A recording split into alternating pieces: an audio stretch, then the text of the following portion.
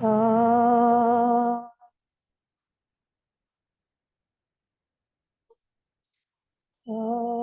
గురు బ్రహ్మ గురు విష్ణు గురుదేవో మహేశ్వర గురు సాక్షాత్ పరబ్రహ్మ తస్మై శ్రీ గురవే నమః. గురు పరంపరకి జీవన్ముక్త మహాత్మకి మా హృదయపూర్వక నమస్కారం.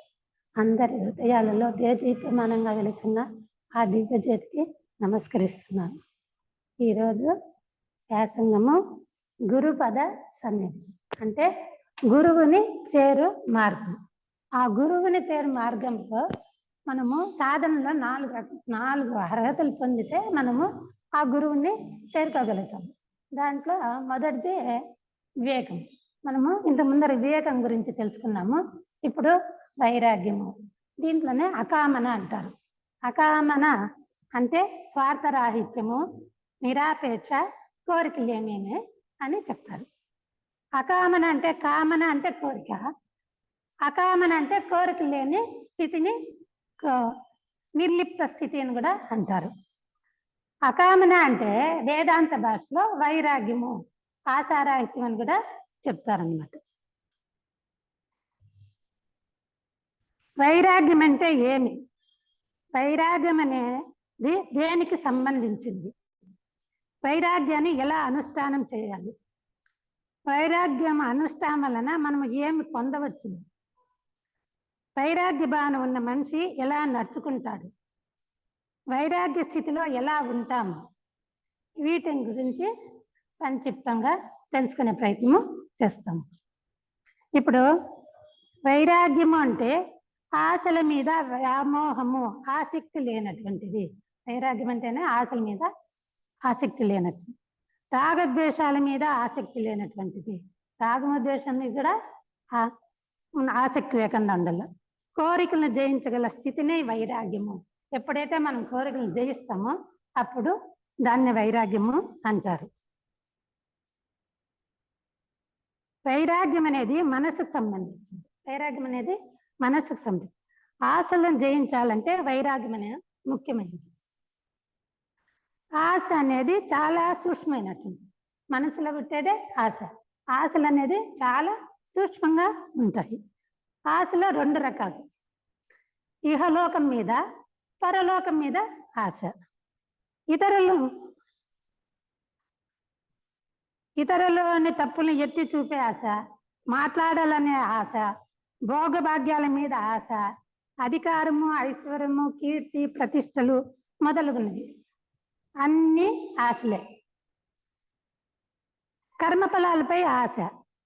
మన కర్మఫలాలపై కూడా మనకి తెలియకుండా సూక్ష్మం అని చెప్పినాం కదా, దాని మీద కూడా ఆశ అనేది ఉంటుంది. ఇతరుల వ్యవహారంలో తలదూర్చడం, ఇవన్నీ కూడా ఆశలే అన్నమాట అని చెప్తా ఉన్నారు. ఇవన్నీ కూడా ఆశలే. ఇవన్నీ ఎక్కడ పుడతాండాయి? మనసులో పుడతాండాయి. ఆశ ఫస్ట్ చూస్తానంటే ఏమవుతుంది? మనసు ఆశపడుతుంది, వస్తుంది. అదేమవుతుంది?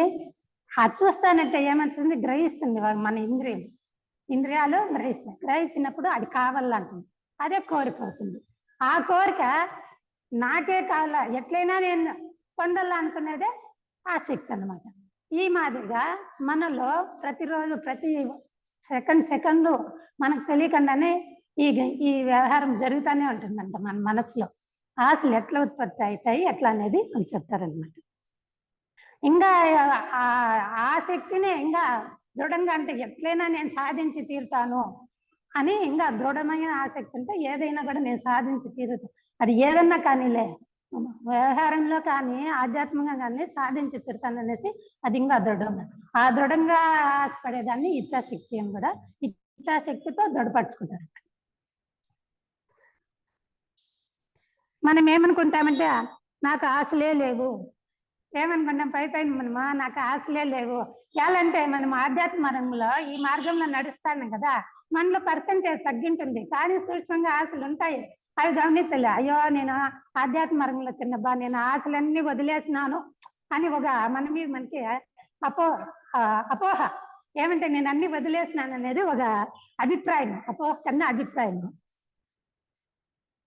నేను అన్ని వదిలేసి నేను అనుకుంటాం, కానీ ఆశలు చాలా సూక్ష్మంగా ఉంటాయి. ఆశలు అనేది చాలా సూక్ష్మంగా ఉంటాయి. ఆశలను జయించాలంటే క్షణం క్షణము హెచ్చరికగా ఉండాలి. మనం ఎప్పుడైతే ఆశలను జయించాలనుకుంటామో ప్రతి ఒక్క క్షణం కూడా మనము హెచ్చరికగా ఉండాలి. ఇప్పుడు ఎందుకు హెచ్చరికగా ఉండాలంటే ఆ ఆశ అనేది ఎట్లు పుడుతుంది ఏమని మనం తెలుసుకోవాలా. ఏది కావాలో అది వైరాగ్యము అన్నారు కదా. వైరాగ్యము అంటే ఆశను జయించేది. ఎట్లా వైరాగ్యం వస్తే మనం ఆశను జయించు అనేది తెలుసుకోవాలంటే మనం క్షణం క్షణము హెచ్చరికగా ఉండాలి. దానికి ఎట్లా ఏం చెప్తారంటే ప్రపంచంతో ఎంత అటాచ్మెంట్గా ఉన్నామా, ప్రపంచంలోని వస్తువులు పదార్థాలతో ఎంత వ్యామోహం పెట్టుకొని ఉన్నామా. చూడు, ప్రపంచంతో ఎంత అటాచ్మెంట్గా ఉన్నామా, ప్రపంచంలో వస్తువులపై ఎంత వ్యామోహం పెట్టుకొని ఉన్నామా, లేదంటే ఆ ప్రపంచంలోనే మనం మునిగిపోయినామా అనే దాని మీద వైరాగ్యం అనేది నిర్ధారణ అవుతుంది. వైరాగ్యం ఎట్లా నిర్ధారణ అవుతుంది? మనం ఈ ప్రపంచం మీద ఎట్లా నడుచుకోవాలంటే దాని మీద మనలో వైరాగ్యం ఎంత ఉంది అనేది మనకి నిర్ధారణ అవుతుంది అన్నమాట. మన యొక్క ఆశను వివేకంతో సరిగ్గా అర్థం చేసుకొని అనుష్ఠానం చేస్తే మనలో వైరాగ్యాన్ని నిర్ధారించవచ్చు. ఎప్పుడైతే మనము అప్పుడే చెప్పలేదా, మన యొక్క ఆశను వివేకంతో, వివేకం అంటే ఏమి? శాశ్వతమా అశాశ్వతమా, సత్యమా అసత్యమా, ప్రధానమా అప్రధానమా, ముఖ్యమైందా అముఖ్యమైందా, ఉపయోగమా అనుపయోగమా, నిరుపయోగమా, తప్ప ఒప్ప, ఇవన్నీ వివేకానికి సంబంధించినట్టు. ఈ వివేకం దృష్టితో మనం చూసినామంటే వైరాగ్యం అనేది మనకు కలుగుతుంది, లేకపోతే వైరాగ్యము కలగదన్నమాట. దానికి అనే బెసెంట్ కూడా వైరాగ్యం అంటే ఏమైనా అమ్మ అనే బెసెంట్ అమ్మ ఏం చెప్తాండారంటే, మనసు మరియు ఇంద్రియాలు అప్రియమైన విషయాలపై అవధానంగా ఉంటాయి. మన లో అప్రియమైన వాటి మీద ఉదాసీనంగా ఉంటాయి. అక్కర్లేని దాని మీద ఏమవుతుంది, మనము ఉదాసీనంగా ఉంటాం. రాగద్వేషాలకు అంటుకోకుండా సమచిత్త స్థితిలోని భావమే వైరాగ్యము. రాగద్వేషాలకు అంటుకోకుండా మన మనసు సమచిత్త స్థితిలో ఉండేదే వైరాగ్యం అని అమ్మ హనీ బెసెంట్ అమ్మ చెప్తాండారు. ఇది ఆశ మనసు అంటే మనకందరికీ తెలిసిందే. ఈ దేహంలో ఒక అంగము, దాని పని ఏమి తెలుసుకున్నాము. ఇప్పుడు వైరాగ్యం గురించి తెలుసుకునే ప్రయత్నం చేస్తాం. ఎలాంటే వైరాగ్యానికి చాలా ముఖాలు ఉన్నాయి. అదే ఇప్పుడు నేను చెప్పలేదు, ఇవన్నీ కూడా వైరాగ్యానికి ముఖాలే అన్నమాట.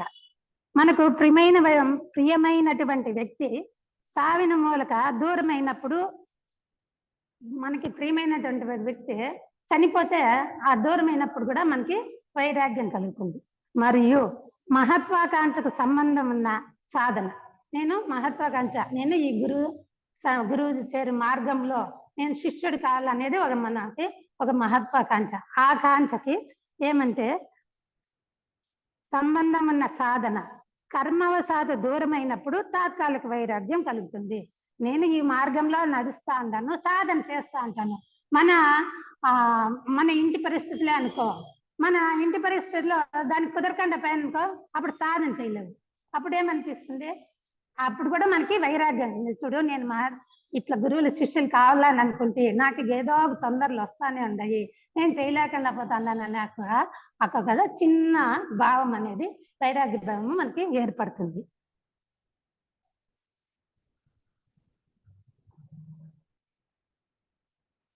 కర్మవశాత్తు దూరమైనప్పుడు తాత్కాలిక వైరాగ్యము కలుగుతుంది. ఇలాంటి సన్నివేశంలో ప్రతి ఒక్కరికి ఉత్సాహం ఉండదు. ఇట్లాంటి సందర్భంలో మనకి ఎంత వివేకం ఉన్నా కూడా మనకి అప్పుడు పని చేయదన్నమాట మన మనసు. అప్పుడు ఉత్సాహాన్ని కోల్పోతాము. ఎన్ని సుఖాలు ఉన్నా నీరసంగా అనిపిస్తుంది. అప్పుడు ఎన్ని సుఖాలు ఉన్నా కూడా మనకి నీరసంగా అనిపిస్తుంది. ఈ ప్రపంచమే అసహ్యంగా అనిపిస్తుంది. ఏం జీవితమో ఏం ప్రపంచమో ఏమనేసి ఒక రకంగా అసహ్యం అనిపిస్తుంది. ఇలాంటప్పుడు ఎక్కడికైనా దూరంగా వెళ్ళిపోయి ఏకాంతంగా ఉంటే మనశ్శాంతి లభిస్తుందేమో అని యోచించేస్తాము. ఇప్పుడు ఇట్లాంటప్పుడు అయ్యో ఇవన్నీ వదిలేస్తామప్పా, ఏమీ వద్దా, ఏకాంతంగా పోయి మనశ్శాంతి అర్జితే అక్కడ ఉండిపోదామా అనేసి ఒక భావన కూడా కలుగుతుంది. ఇది నిజమైన వైరాగ్యం కాదు. ఇదేమంటారు, నిజమైనటువంటి వైరాగ్యం. ఇది తాత్కాలికమైనటువంటి వైరాగ్యం. ఇది ఆశా స్వభావానికి సంబంధించిన మనోవృత్తి. ఇది ఆశా స్వభావానికి సంబంధించిందే మనోవృత్తి. ఇది ద్వేషభావనకు సంబంధించింది. ఇది ఒక రకంగా ఆశకి సంబంధించింది. ద్వేషానికి ఎలాంటి నీకు అక్కడ సుఖం లేదు కదా అందుకని ద్వేషం, ఆ ద్వేషానికి కూడా ఆ వైరాగ్యం కలుగుతుంది. దుఃఖం తగ్గుతానే మళ్ళీ సుఖాన్ని కోరుకుంటాడో, ఎప్పుడైతే మళ్ళీ దుఃఖం తగ్గిపోయిందో అప్పుడు మళ్ళీ ఇప్పుడు చనిపోయిన రోజు మనకి ఇష్టమైన వాళ్ళే చనిపోయిన రోజు ఉండే దుఃఖము మళ్ళీ నెలనాటుకుంటుందా, ఒక వారానికి ఉంటుందా, నెలనాటుకుంటుందా, సంవత్సరానికి ఉంటుందా? అది ఆమోదం ఎలా అంటే భగవంతుడు ఒక కోరి ఒక వరం ఇచ్చినాడు, మనల్ని మర్చిపోయేసి కాలాన్ని అట్లా భగవంతుడు ఏర్పాటు చేస్తాడు. అదే ఎప్పుడు అదే దుఃఖం ఉంటే మనిషి మళ్ళా పైకి లేలేడు, పడిపోతాడు కిందికి. అందుకనేసి కాలమే మారుస్తుంది నేను చెప్తానులే ఆ మాట. అందువల్ల మనకేం అవుతుంది, అప్పుడే అది మర్చిపోతా ఆ తాత్కాల వైరాగ్యం మర్చిపోయి మళ్ళీ సుఖాన్ని ఈ మనసు అనేది కోరుకుంటుంది. ఇది నిజమైన వైరాగ్యము కాదు, ఇది ఆశా స్వభావానికి సంబంధించింది. ఇది మనోవృత్తి, ఇది మనసు యొక్క వృత్తి అంతేగాని ఇది వైరాగ్యము కాదు. ఇది ద్వేషభావానికి సంబంధించి, ఇది ద్వేషానికి కూడా సంబంధించి. దుఃఖం తగ్గుతానే మళ్ళీ సుఖాన్ని కోరుకుంటాడు, ఇది మనిషి యొక్క స్వభావము. ఇది వచ్చి మనసు యొక్క స్వభావము. ఈ మాదిరిగా అనేక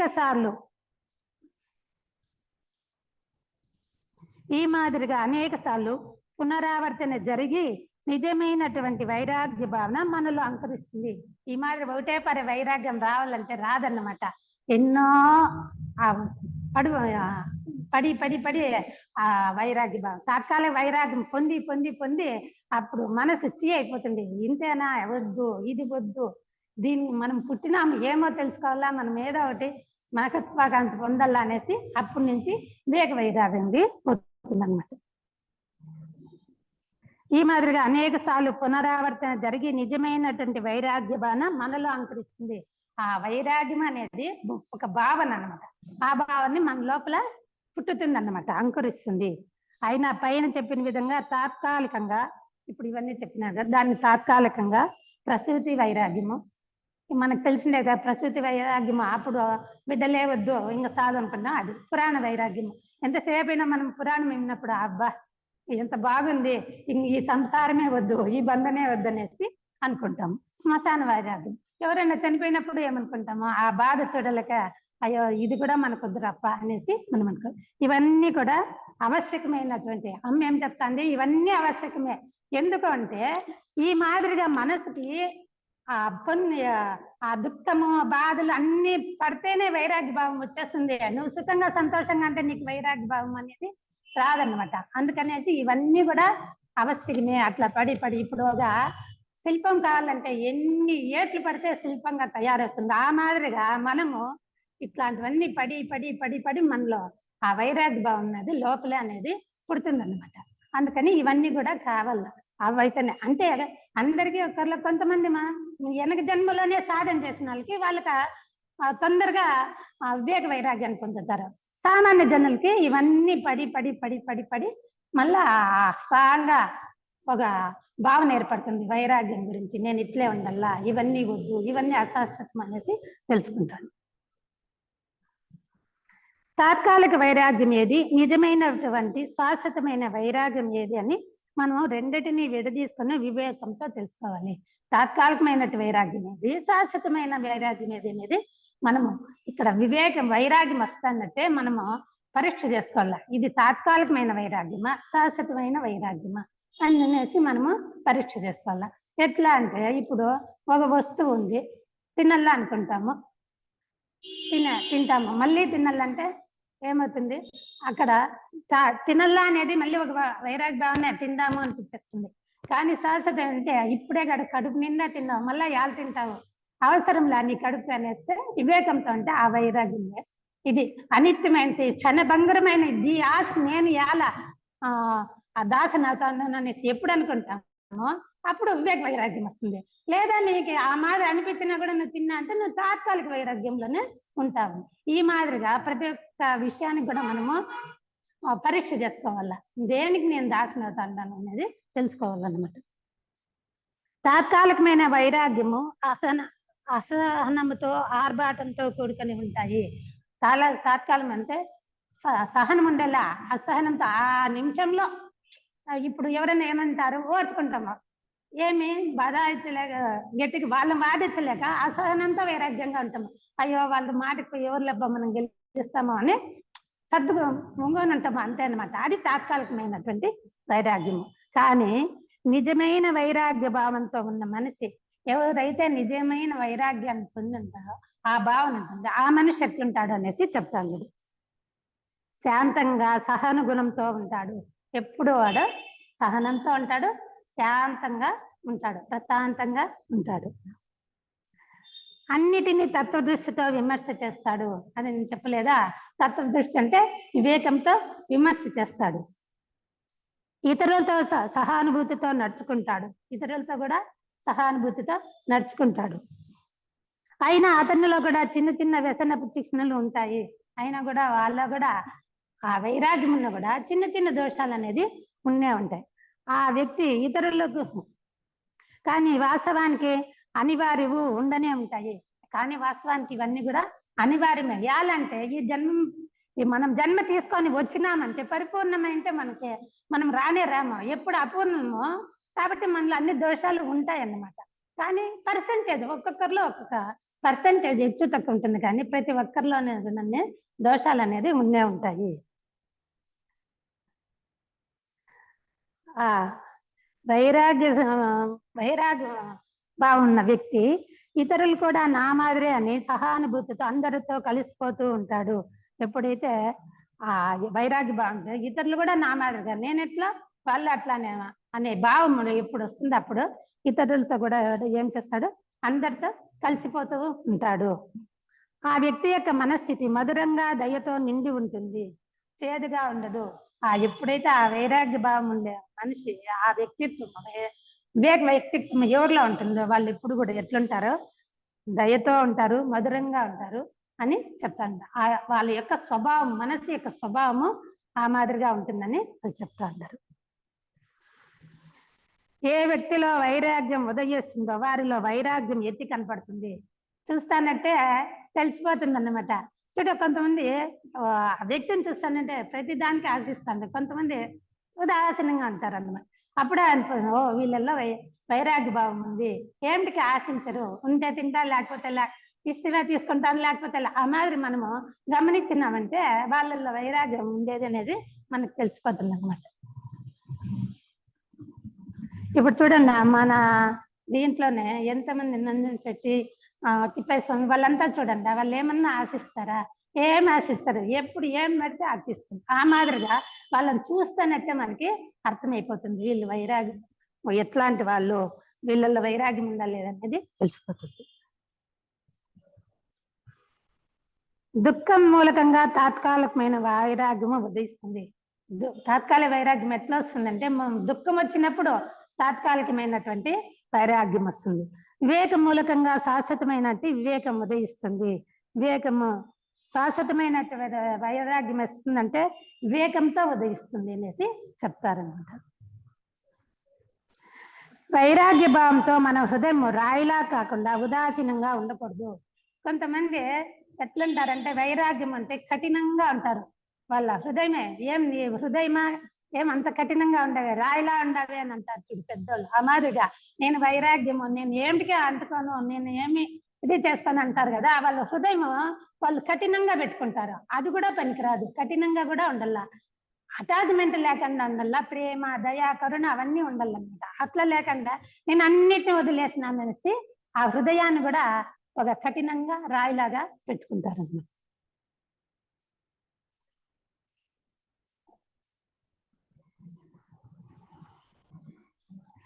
వైరాగ్య భావంతో మన హృదయం రాయిలా కాకుండా ఉదాసీనంగా ఉండకూడదు. రాయిలానూ ఉండకూడదు, ఉదాసీన అయ్యో నాకు సంబంధించింది కాదు అని కూడా మనము ఉండకూడదు. దయతో సహానుభూతితో నిండుకొని ఉండాలి. వైరాగ్యం అనేది మనము దయతో సహానుభూతితో నిండుకొని ఉండాల. అంతటి వైరాగ్య సగలి సుఖ దుఃఖాలతో పాఠం నేర్చుకునే జనాలకు టైం స్పెండ్ చేసుకొని దయతో వారికి దారి చూపి సహాయము చేస్తాడు. అట్లాంటి వాడు కష్ట సుఖాలలో ఉండి పాఠం నేర్చుకుంటారు కదా, అట్లా వాళ్ళకి టైం స్పెండ్ చేసి వాళ్ళకి వీళ్ళ సమయాన్ని వాళ్ళకి ఇచ్చేసి వాళ్ళకి ఒక సహాయము చూస్తాడు, దారి చూపుతాడు. అంతటి వ్యక్తి ఎక్కడ ఉన్నా ఇతరుల కష్ట సుఖాల్లో భాగం పంచుకుంటూ సహానుభూతితో మార్గదర్శనాలు చూపిస్తాడు. అట్లాంటి వ్యక్తి ఎక్కడున్నా కూడా అందరిలోని కష్ట సుఖాలలోకి భాగం పంచుకునేసి వాళ్ళకి మార్గదర్శన చూపెడతాడు అనేసి చెప్తా ఉన్నారు.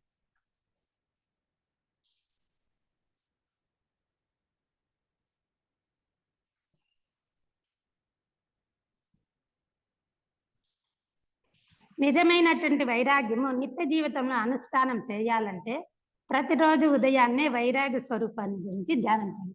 మనకి వైరాగ్య భావం పొందాల అంటే మనం ప్రతిరోజు కూడా ధ్యానం చేయాలి, దాని గురించి మనం చింతన చేయాల. ఎప్పుడు మనము తెల్లవారితో ఉదయాన్నే ఏ గుణాన్నైనా కూడా నువ్వు చింతన చేసినావంటే ఆ ఎఫెక్ట్ ఆ దినమంతా కూడా మన మీద ప్రభావం పెడుతుంది. అవును కదా, నేను ఇట్లా చేసినాం కదా, ఇవాళ అన్నిటికీ తాపత్రపడతాను, కావాలా, ఎందుకు ఈ ఆశ, ఇదంతా తాత్కాలికమైనది కదా, క్షణికమైనట్టుగా ఉంది కదా, ఈ ఆశ నాకెందుకు, నాకు వద్దు, ఇది తాత్కాలికమైన వైరాగ్యము, ఇది వద్దు నాకు అనేది మనము తెలుసుకుంటాం అన్నమాట. అందువల్ల ప్రతిరోజు కూడా మనకి ఒక సద్గుణం ఏది కావాలన్నా జయించాలన్నా కూడా మనకి ఆ మాదిరి కావాలి. ఈ విధంగా చేయడం వలన సహజ స్వరూపము అతడికి పరిష్కారంగా తెలుసుకుంటాడు. అప్పుడు వాళ్ళ యొక్క సహజ స్వరూపం ఏమనేది ఎప్పుడైతే ధ్యానం చేసి నిత్య జీవితంలో అనుష్ఠానం చేస్తాడో అప్పుడు అతని యొక్క స్వరూపం ఏమనేసి తెలుసుకుంటాడు అని చెప్తా అన్నారు. దీనికి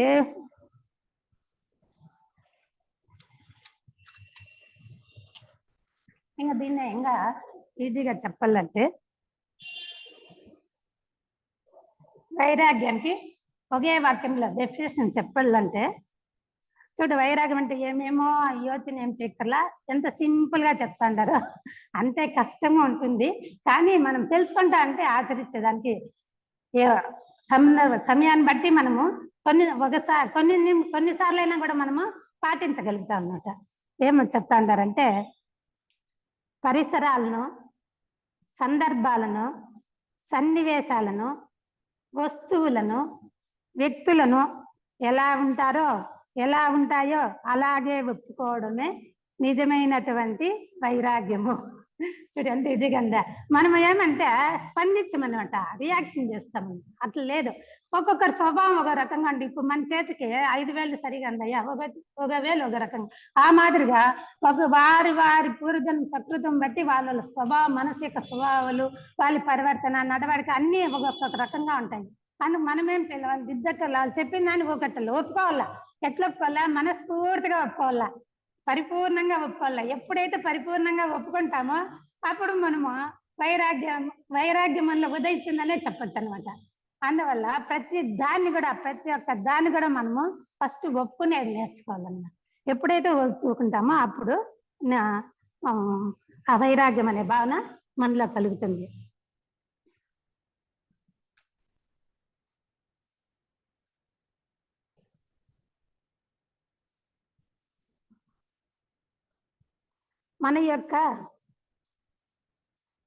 మనము ప్రపంచంలో ఎంతటి వ్యామోహంలో ఉండామో అనే దాని మీద వైరాగ్యం నిర్ధారించింది. కానీ మన యొక్క ఆశను వివేకంతో సరిగా అర్థం చేసుకొని అనుష్ఠానం చేస్తానే మనలో ఉండే వైరాగ్యాన్ని నిర్ధారించవచ్చని చెప్తా ఉన్నారనమాట.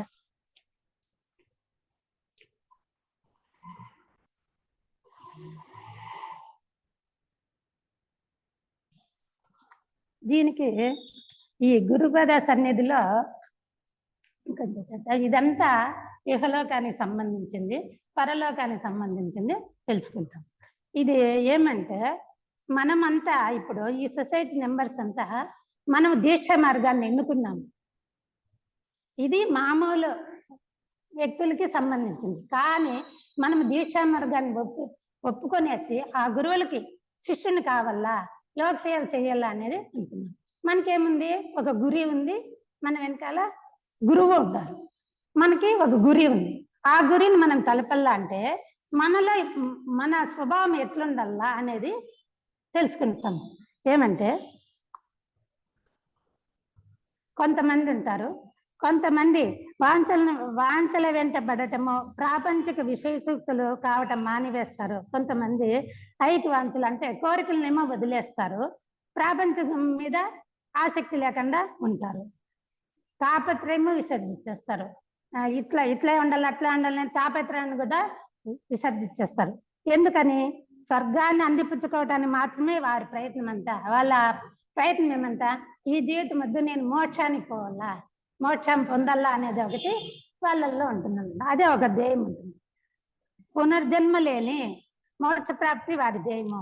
వాళ్ళకి ఏమని పునర్జన్మ లేకుండా మోక్షం పొందాలా అనేది ఒకటే వాళ్ళ ధ్యేయం అనమాట. శ్రీ సాయుధ్యం వారు కోరేది, వాళ్ళు సాయుధ్యం అంటే వాళ్ళు మోక్షం కావాలనేదే వాళ్ళు కోరుతారు. నీవి ప్రమాదంలో చిక్కకు, తప్పటడుగు వేయకు, బురద త్రొక్కకు. ఏలంటే నిన్ను నీవు మర్చిపోతే నీ ఆత్మకి బంధరాహిత్యము ఎప్పుడు ఏ విధంగా ఏర్పడిందో ఎలా ఆలోచింపగలవు. ఎందుకంటే అంటారంటే ఈ మోక్ష ప్రాప్తి అనేది కూడా ఒక స్వార్థమైనటువంటి కోరిక. నేను మోక్షం పొందల్లా, ఇక్కడ నేను అని ఏది ఉంటుందో అదంతా స్వార్థమే. ఎప్పుడు కూడా నేను నాది అనే లేకుండా ఎప్పుడు ఉంటామో అప్పుడు స్వార్థం అనేది ఉండదు. ఏ కొంచెం ఉన్నా కూడా చూడు, ఇదేమో వీళ్ళు కోరిండేది మహత్వాకాంక్ష మంచిదే, కానీ దాంట్లో కూడా సూక్ష్మంగా స్వార్థమైనటువంటి కోరిక ఉండే దానివల్ల.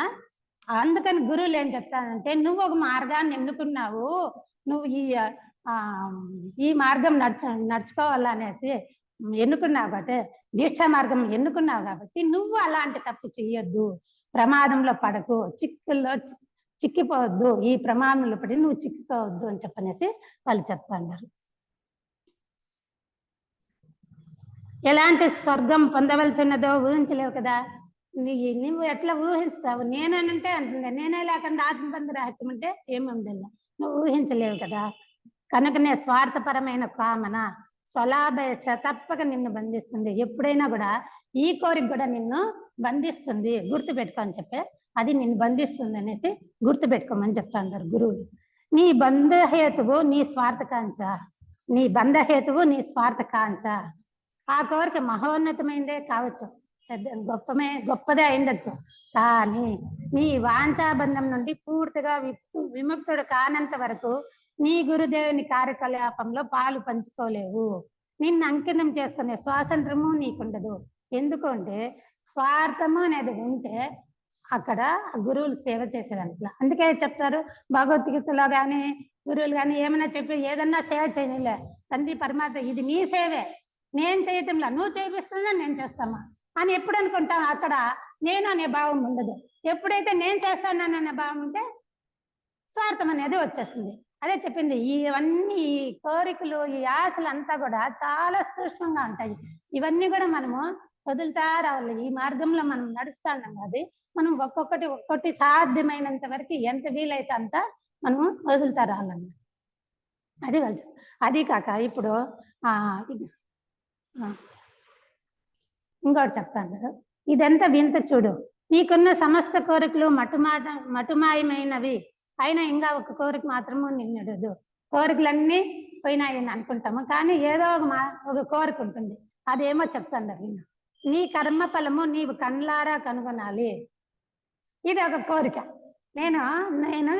నేను ఎవరికన్నా సహాయం చేసిన దాని ఫలం ఏముంది అనేసి మనకి ఆశ కలుగుతుందన్న, కోరిక కలుగుతుంది. అది వాళ్ళు చెప్తాను. నీ ఒకరికి సహాయం చేసిన నీ సహాయం వానికి ఎంతవరకు ఉపయోగపడిందో తెలుసుకోవాలని, నీవు చేసిన సహాయం అతడు కూడా అర్థం చేసుకోవాలని అనిపించవచ్చును. ఇది నీ కోరిక కదా. నేను సహాయం చేసిన వాడు ఎట్లున్నాడని అనిపించిందంటే అది కూడా నీకు కోరికే అని చెప్తా ఉంటారు. నీ ఎందు అతనికి విశ్వాసం ఉండలేం కదా అన్నది నీ కోరిక కదా.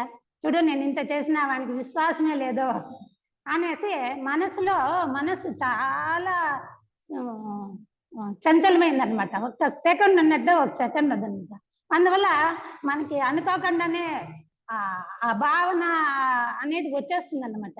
చూడు, ఇంత కష్టపడితే ఇంత చేస్తే వానికి విశ్వాసమే లేదు కొంచెం కూడా అనేది వస్తుంది. అది కూడా నీకు కోరికేనని చెప్తాను. ఇవంతా సూక్ష్మంగా జరిగేటువంటి.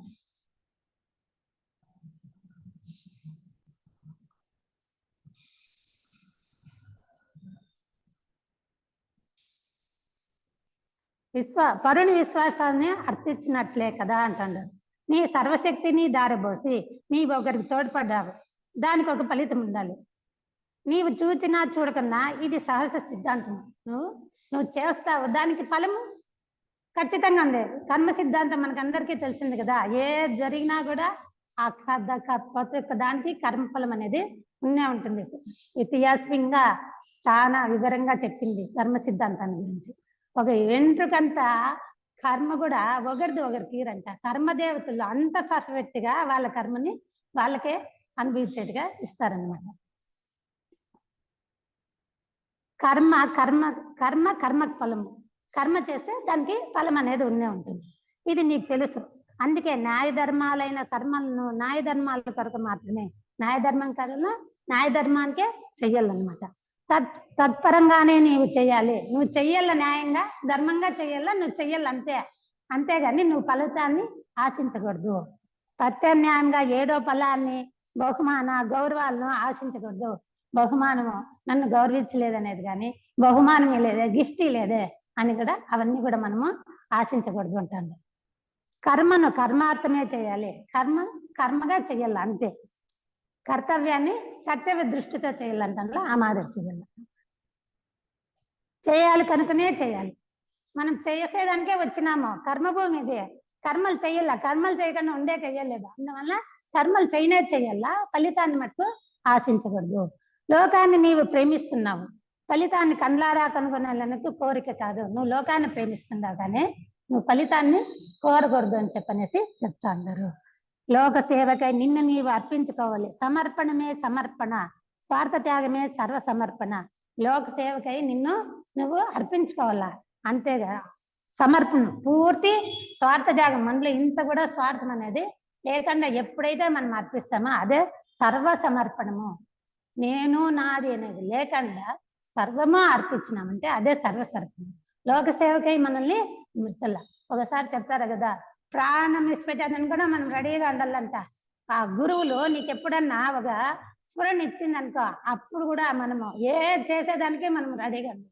అందుకే మనము ఉదయాన్నే లేస్తానంటే గురువుల మీద మనకి ఎప్పుడైతే విశ్వాసము నమ్మకము అనేది ఉంటుందో అప్పుడు తండ్రి గురుదేవ నేను మనసుని పూర్వసిద్ధి చేసుకున్నా, నువ్వు ఏమి ఇచ్చినా కూడా నేను సేవ చేయడానికి రెడీగా ఉన్నాను అని ఒక పాజిటివ్ థింక్ చేస్తే అది మన మీద ప్రభావం పడుతుంది. చిన్న చిన్న పనులే కానీ మనకి ఇచ్చిన అవకాశాన్ని మనము వదలకూడదు. ఇది కూడా గురువు సేవే. మనము గురువులకే ఎక్కడో పై లోకాలపై సూక్ష్మ లోకాలపై సేవ చేయడంలో ఈ లోకంలో ఉంది. ఒక చెట్టుకి ఇది చేసినా కూడా అది గురుసేవే. అక్కడ ఎట్లా అంటే మన యొక్క భావనే అట్లుండల్లా, ఇది నేను చేస్తానులా, ఇది గురుసేవ అనే భావంతో మనం చేయాల. వాళ్ళు చేయిస్తాండారు, నేను చేస్తాను అంతే. ఆ మాదిరిగా భావన ఉండాలా అని చెప్తాంటారు.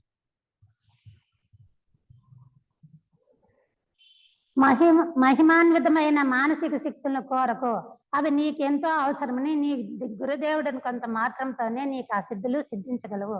నువ్వు మానసికమైనటువంటి నేను ఈ మార్గంలో నడుస్తాండా, నేను బాగా సాధన చేస్తాండా, నాకు మానసిక శక్తులు సిద్ధించాలని కూడా కోరకూడదు అంటాడు.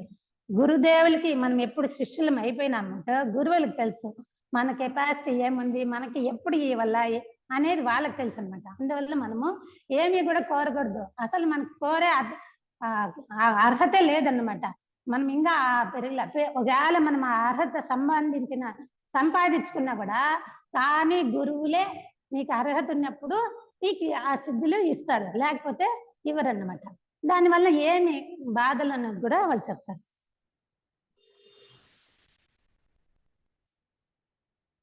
గురుదేవుడు అనుకొంత మాత్రంతోనే నీకు ఆ సిద్ధులు సిద్ధించగలవు. వాటిని బలాకర్షణ చేయరాదు, వాటిని బలవంతంగా ఆకర్షణకి చేయకూడదు. వాటి అకాల ఆగమనం వల్ల అనేక అనర్థాలు ఆవహించగలవు. మనం ఇచ్చేసినామంటే మనకి అనేకమైన అనర్థాలు కూడా కలుగుతాయని చెప్తారు. ఒకదాని వెంట ఒకటి కష్ట పరంపరలు పంచుకొని వస్తాయి. మనం అట్లా ఆశించిన అంటే మన కష్టాలు దాని మీద ఒకటి వస్తాయి. కష్ట సుఖాలు ఒంటరిగా రావు, పరివారంతో కలిసి వస్తాయి. అవి బంధువులు మాదిరి అన్ని కొడుకునేసి ఒకేసారి వచ్చేస్తాయి అని చెప్తా అన్నారు. అవి మోసగిస్తాయి, తాము ఆవహించిన వారిని తప్పుదారి పట్టిస్తాయి. మనం ఏమనుకుంటామంటే నాకు సిద్ధి కలిగిందంటే ఒకరి యొక్క బాధను కష్టాన్ని తీర్చొచ్చు అని చెప్పి ఇప్పుడు చాలా బాధపడతా ఉండరు. అదే గాన నాకు ఆ సిద్ధి ఉంటే వాడి బాధని తీర్చేసిండొచ్చు కదా అనే ఒక కోరిక. ఆ మాదిరిగా మనము అనుకుంటాము. కానీ వాళ్ళు ఏం చెప్తారంటే అది తప్పుదారి పడిస్తాయి. ఎందుకంటే ఎప్పుడైతే మనం ఆ సిద్ధిని పొందుతామో మనలో గర్వం అనేది ఆటోమేటిక్గా వచ్చేస్తుంది. వాడు గర్విష్ట అవుతాడు. తప్పు చేయడము తనకు చేత కాదంటాడు. తప్పు చేసేది నా చేత కాదంటాడు. కానీ ఎప్పుడు గర్విష్ట అవుతాడో అప్పుడు అహంకారం అనేది ఉండే దాంట్లో వాడు తప్పు చేసేస్తాడు అనమాట. ఏ సందర్భంలోనైనా ఆ సిద్ధులు సంపాదించుకోవడానికి వెచ్చించే కాలాన్ని, బల ప్రభావాన్ని పరోపకార ప్రయోజనాలకే వెచ్చించవచ్చు. ఏ కారణమైనా కూడా నువ్వు దానికోసం నువ్వు కాలాన్ని వ్యర్థం ఇచ్చేసుకోవద్దు. పరోపకారానికి నీ శక్తిని ఉపయోగించు, అది నీ క్షేమము అని చెప్పనేసి చెప్తాను. సిద్ధులు తమంత తామే పరిమాణ క్రమంలో వచ్చి తీరుతాయి. ఆ సిద్ధుల వల్ల నీకు సత్వర ప్రయోజనం ఉన్నదని గురుదేవుడు అనుకుంటే నిరపపాయంగా వాటిని ఎలా ఆవిష్కరించాలో ముందుగానే వారు నీకు బోధిస్తారు. నీకు ఎప్పుడు వస్తుందో ఆ గురువులే అనేది నీకు బోధిస్తారని చెప్తాను. అంతవరకు నీ వాటి జోలికి పోకుంటే మంచిది. వాటి జోలికి పోకుండా అంటే నీకే క్షేమం అనేసి చెప్తాను. ఇది కూడా సూక్ష్మంగా కోరికలు అన్నమాట. అందుకనేసి వాళ్ళు అట్లా చెప్తాను. ఇంకోటి, దైనందిన జీవితంలో ఏదో అల్పవాంఛలు కలుగుతూ ఉంటాయి. మన నిత్య జీవితంలో చిన్న చిన్న కోరికలు కలుగుతూ ఉంటాయి అన్నమాట. వాటి ఎడ జాగ్రత్త వహించాలి. మనము జాగ్రత్త వహించాలి. నిన్ను నీవు కాచుకోవాలి. పన్నిగా వాసిగా మెరవాలని ప్రయత్నించదు. నువ్వు ఫిల్టర్ చేసుకుంటారా, అంతేగాని నేను గొప్పగా ఉండాలా, నన్ను మెచ్చుకోవాలనేది చేయొద్దు అని చెప్తాను. ఉండేదానికి ప్రయత్నించద్దు. నన్ను మెచ్చుకోవాలని నువ్వు చెయ్యొద్దు. నువ్వు ఎట్లుండాలో, నీ స్వభావం ఎట్లుందో అట్లా నువ్వు నడుచుకో అని చెప్తాను. నేర్పు గలవానిగా కనపడదు. నాకు అన్నీ తెలుసు అనేసి నేర్పు వ్యక్తపరిచేది అట్లా వ్యక్తపరచద్దు. నీకు తెలిసినా కూడా నువ్వు వినయంగా నీలోనే పెట్టుకోవాలి, అంతేగాని వ్యక్తపరచద్దు అనేసి చెప్తాను. మిత భాషణం మంచిది, మిందుకుండటము మరీ మంచిది. మిత భాషణం ఎంత తక్కువ మాట్లాడితే అంత వైరాగ్యంగా ఉంటాం అన్నమాట. ఎక్కువ మాట్లాడే కొద్దీ మన కోరికలు ఒకదానికొకటి అభ్యాస బలము, పూర్వజన్మ చేసిన వాసన బలంతో ఆ అభ్యాస బలంతో ఏమవుతుందంటే మనకి ఆ మాదిరిగా వచ్చేస్తాయంట. దానికి కూడా అట్లా ఎందుకు వస్తాయంటే ఇప్పుడు మనము ప్రాణి వర్గం నుంచి పశుజన్మం నుంచి మనిషిగా వచ్చినాం అన్నమాట. ఇక్కడ మనోమయ కోసంలో 4 కిందివి 3 పైవి అని చెప్తారు.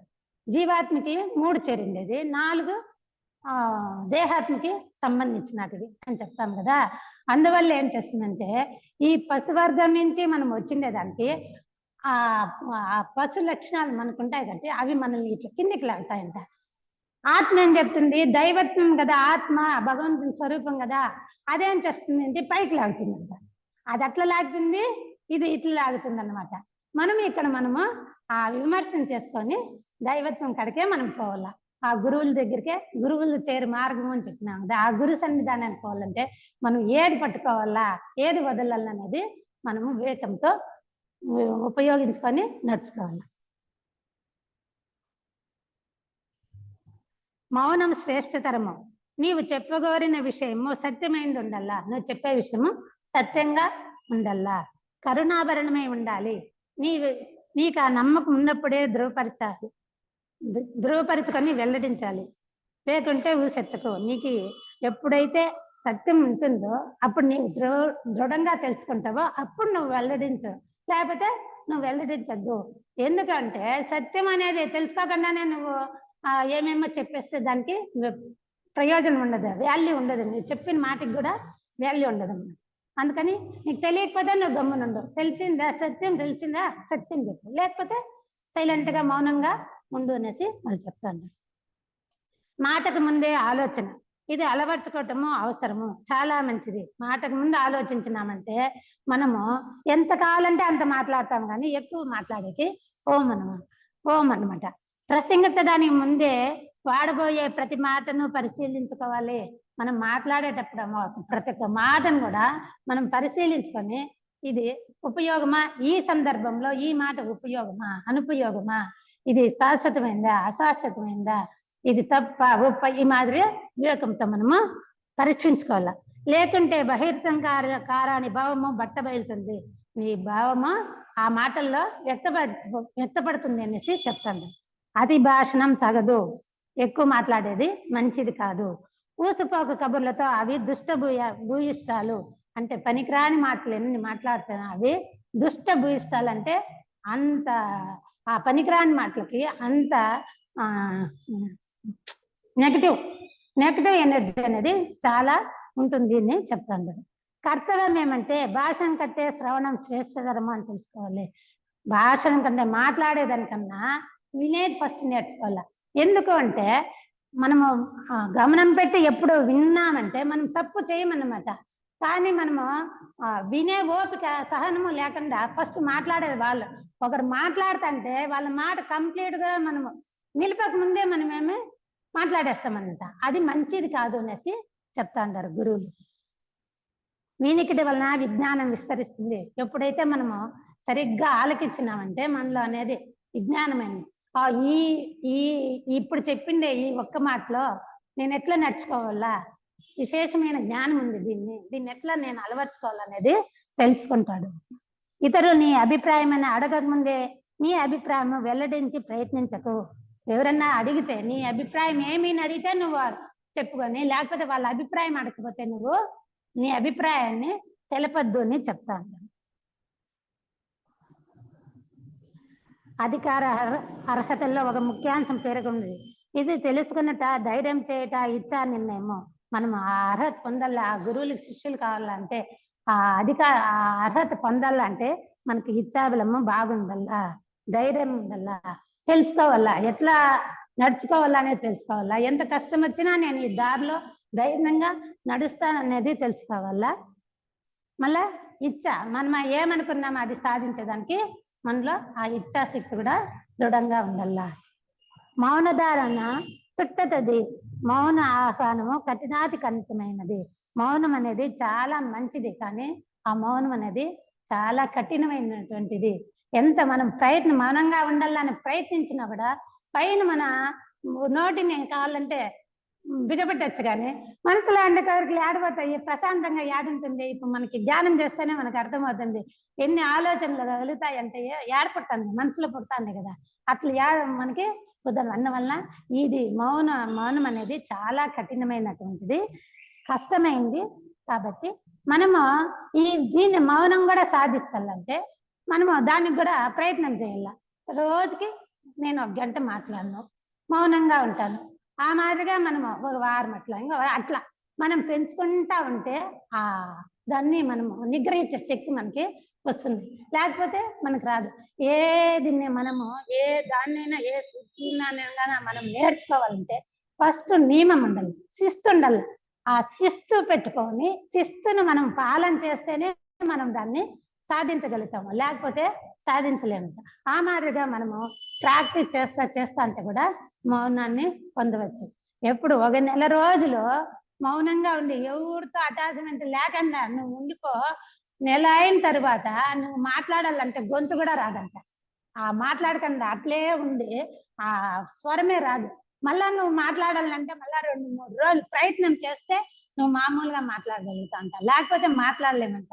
ఇది నా అనుభవపూర్వకంగా మా తండ్రి గారు ఇట్లా చేసింటే చెప్పిండేది, నాకు తెలిసిండేది కాదు. వాళ్ళు మా ఇంట్లో 1 నెల ఉండి ఆ మాదిరిగా చేసిన దానికి వాళ్ళని చూస్తానంటే అర్థమైంది. వాళ్ళు మాట్లాడకే కాలేదు, 2 రోజులు మామూలు స్వరమే రాల, సన్నగా వస్తుంది కానీ స్పష్టంగా మాట్లాడేకాల. ఆ మాదిరి ఎట్లా అంటే మనం ఆ శక్తిని ఎట్లా ఉపయోగించుకున్నాం, ఆ శక్తిని బయటపరచాలంటే కూడా అంతే శక్తి మళ్ళీ దారికి వస్తేనే మనకు వచ్చేది. అందువల్ల మౌనం అనేది చాలా కఠినమైంది. అందువల్ల మనం దీన్ని నిదానంగా ప్రాక్టీస్ చేస్తా రావాల. ఎప్పుడైతే అట్లా ప్రాక్టీస్ చేస్తుందే మనం మాట్లాడాలనే కోరిక కూడా మనకి తగ్గిపోతా వస్తుంది. నిష్ఠూరంగా అనకతొక్కాల్సిన విషయం ఒకటి ఉంది, ఒకటి ఉంది అని చెప్తా అందరు. ఇది సర్వసామాన్యమైన దురభ్యాసము. అది ఏమంటే పరుల వ్యవహారంలో తలదూర్చటము చాలా చెడ్డది అని చెప్పనేసి చెప్తాను. అనవసర జోక్యము, ఇతరుల చేతుల్లో మాటల్లో నమ్మికలో నీ ప్రమేయం లేదు. అనవసరంగా నువ్వు జోక్యం చేసుకోవద్దు. వాళ్ళ చేతుల్లో కానీ మాటల్లో కానీ వాళ్ళ నమ్మకంలో నీ ప్రమేయం లేదు. ఒక్కొక్కరు దాన్ని నమ్మింటారు. అది నీ తప్పు, అది తప్పు, నువ్వు ఈ మార్గాన్ని పోవాలా, ఈ మార్గాన్ని పోకూడదు. కొంతమంది భక్తి మార్గం అంటారు, కొంతమంది జ్ఞాన మార్గం, కొంతమంది కర్మ మార్గం ఎంచుకుంటారు. నువ్వు జ్ఞాన మార్గంలో ఉండే భక్తి మార్గాన్ని నువ్వు అనేదానికి నీకు సోర్స్ లేదన్నమాట. ఎందుకంటే నువ్వు ఎప్పుడైతే నేను ఈ మార్గంలో ఆ గురువులకి శిష్య కావాలా, నేను దీక్షా మార్గంలో పోతాండాను, యోగ మార్గంలో నేను నడుచుకుంటా ఉంటాను అని ఎప్పుడైతే నీ బుద్ధిలో కూర్చుంటుందో అప్పుడు ఇట్లా వాటికంతా మనం దూరం ఉండాలి, వాళ్ళకే వదిలేయాల. మనం వాళ్ళు అడిగితే మనము చెప్పాలి, కానీ లేకపోతే మనం చెప్పేదానికి జోక్యం చేసుకునేదానికి కూడా మనకి అథారిటీ లేదు అనేసి గురువులు చెప్తా ఉన్నారు. అది నీ వ్యవహారము కాదు, అది నీ వ్యవహారం కాదు, ఇది గ్రహించాలి. స్వేచ్ఛగా ఒంటరిగా వాడిని వదిలేయాలి, స్వేచ్ఛగా ఒంటరిగా వాడిని వదిలిపెట్టేయాలి. వానికి భావ స్వాతంత్రము, వాక్ స్వాతంత్రము, క్రియా స్వాతంత్రము, మనోవాక్యములైన త్రివిధ కర్మాచరణకు సంబంధించిన సంపూర్ణ హక్కు వానికి ఉంది. వానికి వాక్ స్వాతంత్రము ఉంది, క్రియా స్వాతంత్రము ఉంది, మనోవాక్య స్వాతంత్రము వాళ్ళకి స్వాతంత్రం అనేది ఉందన్నమాట. అతడు మరొకరి చర్యల్లో జోక్యం చేసుకోరాదు. నీవు సక్రమమైందని నమ్మిన దాన్ని నమ్మినట్లుగా ఆచరించే స్వేచ్ఛను నీ హక్కుగా ఎలా కోరుతావో ఆ స్వేచ్ఛ హక్కులను వారికి తప్పక నీవు వదిలేయాలి. నీకెట్లా స్వేచ్ఛ కావాలని నువ్వెట్లా కోరుకుంటావు, వాళ్ళకి అట్లాంటి స్వేచ్ఛ కావాలి కాబట్టి వాళ్ళని వదిలేయాలా, వాళ్ళు దాంట్లో నువ్వు జోక్యం చేసుకోవద్దు అనేసి చెప్తా అన్నారు. అంతడు కార్యనిమగ్నుడై ఉన్నప్పుడు వాని ప్రస్తావన తెచ్చే హక్కు నీకు లేదు. వాళ్ళు ఆ కార్యంలో నిమగ్నం అయిపోయినప్పుడు వాడు చేసే దాంట్లో ఇది తప్పు ఒప్పు అని చెప్పే అర్హత నీకు లేదు, హక్కు లేదు. అతడు చేస్తున్న తప్పని ఒకప్పుడు నీకు అనిపించవచ్చు, అతడు చేసేది తప్పని ఒకసారి అనిపించవచ్చు. అంటే అందరూ కరెక్ట్గా చేయలేరు కదా, మనం కానీ వేరే వాళ్ళు కానీ ఎవరైనా కానీ ఒక్కొక్కసారి తప్పులు మనము చేస్తాము, వేరే వాళ్ళు చేస్తూనే ఉంటారు. అట్లాంటప్పుడు వాళ్ళు ఎట్లా చెప్తా ఉంటారంటే, దానికి ఎట్లా చెప్తాండే, దానిని సరిదిద్దాల్సిన మార్గం ఉన్నది, నీకు సరిదిద్దే మార్గం ఉంది. ఎట్లా అంటే యుక్తిగా జనాంతికంగా మాట్లాడేందుకు ఒక చక్కని అవకాశం కల్పించుకో. ఎప్పుడు వాళ్ళని సరిదిద్దాలంటే అవకాశం వచ్చినప్పుడు ఆ తప్పుని సరిదిద్దల్లా ఆ వ్యక్తిలో అని నీకు అనిపించినప్పుడు నువ్వు యుక్తిగా అవకాశాని కోసం కాయల్లా అప్పుడే టకటగాని మాట్లాడేది కాదు. మాట్లాడకుండా అవకాశం వచ్చినప్పుడు చిన్నగా పిలిచి ఇది తప్పురా, ఇట్లా చేయకూడదు, ఇట్లా చేస్తే దీనివల్ల ఇంత మైనస్ పాయింట్లు ఉన్నాయి, ఇట్లా ఇట్లా నేర్చుకున్నా అంటే ఇన్ని ప్లస్ పాయింట్లు ఉన్నాయి అని మధురంగా వాని స్వభావానికి తగినట్టుగా మనము చెప్పాలన్నమాట. ఆ మాదిరిగా చెప్పాల. నాకే తెలుసు అనేసి నేను టకటకాని మాట్లాడేది అవంతా కూడా మనము చేయకూడదు అనేసి చెప్తాను. నీ ఉద్దేశాన్ని మర్యాదగా వెల్లడించు, అప్పుడు వాడిని ఒప్పించటకు నీకు సాధ్యమవుతుంది. ఎప్పుడైతే నువ్వు ఆ మాదిరిగా చేసినా అంటే నీకు సాధ్యమవుతుంది, లేకపోతే సాధ్యమయ్యేది లేదు. కానీ బెడిసి కొట్టిన సందర్భాలు అనేకం ఉంటాయి. నువ్వు చెప్పినా కూడా వెనుకన్నా ఉండే సందర్భాలు కూడా ఎన్నో ఉంటాయి. ఆ సందర్భాల్లో ఈ నయ సమయోచిత విధానం కూడా అసంజసమైన జోక్యంగానే కనపడుతుంది, కానీ అది కూడా అసంజంగానే కనపడుతుంది. ఎలా పరిగణించినా ఇది తప్పే, ఎట్లా చేసుకున్నా కూడా అది తప్పే. నీవు మాత్రకు మూడో వ్యక్తిని చేరబోయి ఈ ఉదంతమంతా వాని చెవిన వేయకూడదు. ఒకవేళ నువ్వు తెలుసుకున్నా కూడా, వాళ్ళల్లో ఉండే చెడుది నువ్వు తెలుసుకున్నా కూడా అది ఇంకొకరితో పంచుకోవద్దు, ఆ చెడుని స్ప్రెడ్ చేయొద్దు అంటున్నారు. కానీ ఇది సామాన్యంగా అందరూ చేసేదే. కొంచెం ఏమన్నా మనకు తెలిసిపోయిందంటే వాళ్ళ ఇట్లా అనేసి ఊరంతా చాటేస్తాము. మనకు తెలిసిన వాళ్ళకంతా అదేమో చెప్తే అదొక ఉత్సాహం అన్నమాట, వ్యామోహం, దాని మీద వ్యామోహం ఉండేదన్నమాట. అదే ఒక కోరిక, ఆ కోరిక మనల్ని ఆ మాదిరిగా చేస్తుంది. అందువల్ల గురువులు అదే చెప్తా ఉండేది. అందుకే క్షణము నువ్వు హెచ్చరికగా ఉండు అని చెప్పనేది అందుకోసం అన్నది. అట్లా పని నువ్వు చేయొద్దు, అది చాలా నికృష్టమైంది అనేసి వాళ్ళు చెప్తా ఉన్నారు. ఈ మాదిరిగా ఇప్పుడు వివేకాన్ని మనం తెలుసుకోవాలంటే, వివేకము వైరాగ్యం కావాలా అంటే ఇవన్నీ కూడా వైరాగ్యానికి సంబంధించిన కోరికలే అన్నమాట. ఈ కోరికలన్నీ కావాలంటే మనం వైరాగ్యమా అనే వెలుగులో ఎప్పుడైతే చూస్తామో వివేకం అనే వైరాగ్యంతో చూసినామంటే మనకి వైరాగ్యం అనేది వస్తుంది అనేసి వాళ్ళు చెప్తారు. ఈ వైరాగ్యం గురించి కూడా ఒక కథ చెప్తారు. జనక మహారాజు ఉంటాడు. జనక మహారాజు ఉంటే ఒక కథ రూపంలో చెప్తే భిన్న మనకి పట్టుకోవచ్చు అనే దాంతో చెప్తాను. జనక మహారాజు ఉంటాడు. ఆ జనక మహారాజు ఎక్కడికో పోతాడని పోతే అప్పుడు ఆ రాజు భవనం అంతా కాలిపోతా ఉంటుంది. అప్పుడు సైనాధిపతులు వచ్చి రాజా భవనం అంతా కాలిపోతా ఉంది అని చెప్తే ఆయన సైలెంట్ గా ఉండిపోతాంట, మౌనంగా నిరాళంగా ఉంటాడనమాట. అదే విధంగా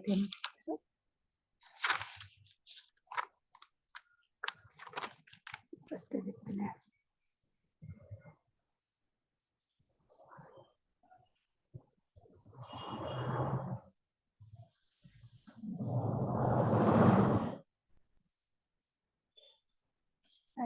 నిర్లిప్త స్థితి చూడు, అది రానేలే, అది మనకి ఆ నిర్లిప్త స్థితిలో అంటాడు, నిరాళంగా అంటాడు.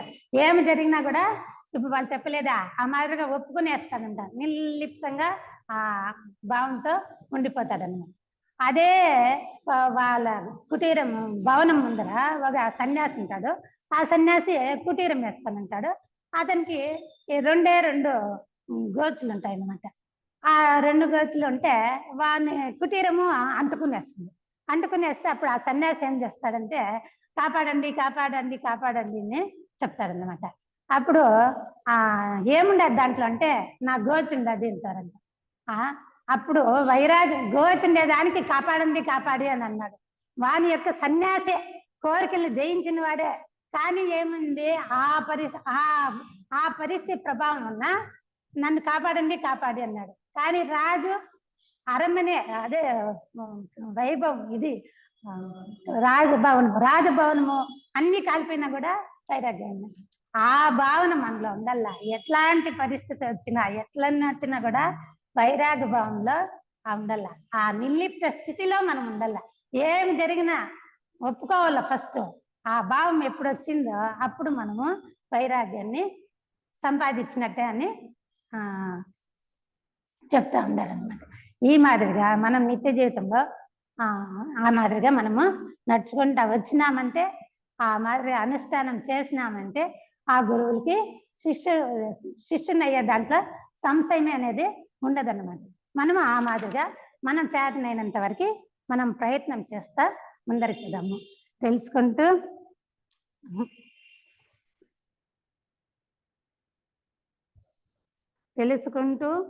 కలిసి ఉంటాము, కలిసి ఉంటూ తెలుసుకుంటాము. సర్వే జన సుఖినో భవంతు, లోకా సమస్త సుఖినో భవంతు. ఈ అవకాశం ఇచ్చిన